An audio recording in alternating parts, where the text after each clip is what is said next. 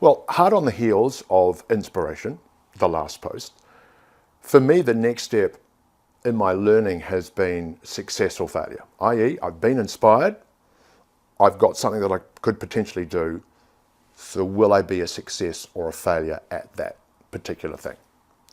And what I've got to see since starting my business in the last couple of years, I have this attachment to success or failure, i.e.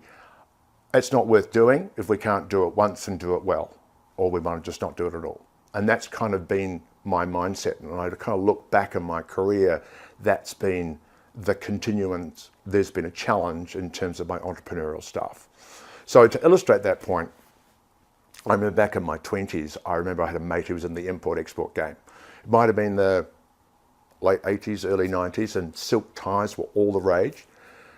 And he said to me, John, you're the salesman, you're the voice, you're the man up front. I'll bring in these silk ties from Italy, and then you go to the markets and you sell them. Seemed like a good deal, right? I said no. And I want to look at that 20-something, and I want to tell him, what the were you thinking? Yeah, it's interesting that didn't translate to my radio career or my performance and my television work, which I did through my 20s and 30s. Maybe it was about working for someone else or working for myself. So yeah, what I've got to see, it's just not about me. That's been the learning. It's about starting and then delivering for my clients.